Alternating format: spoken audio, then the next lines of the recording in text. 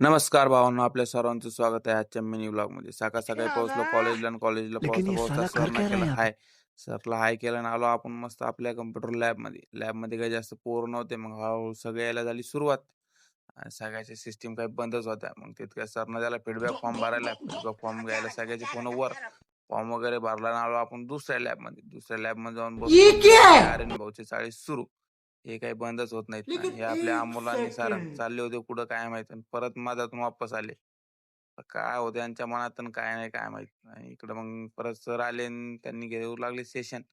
Session घेता-घेता ते परत बाहेर गेले आणि दुसरे सर आले आणि त्यांनी डायरेक्ट प्रॉब्लेम दिले सॉल्व्ह करायला. चला म्हटलं आता हे बी करू. परत दुसरा प्रॉब्लेम. अरे देवा! एक झालं की एक बॅक टू बॅक एवढे क्वेशन नका देऊ सर. जीव जाईन म्हणलं आमचा. काय सर नाही थोडं सीरियस घ्या. मग सगळे बसले मग पाठीमागे आमच्या संग मोबाईल बघत. म्हणजे आमच्यासोबत नाही, ते त्यांचा मोबाईल बघत बसले. आणि हे पहा हे अमोल भाऊ हे आपले.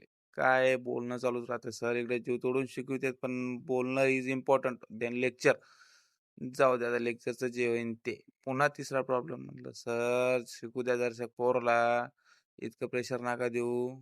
हे आपले 2 नमुने आहेत आपल्या टी-वाय-बी मधले.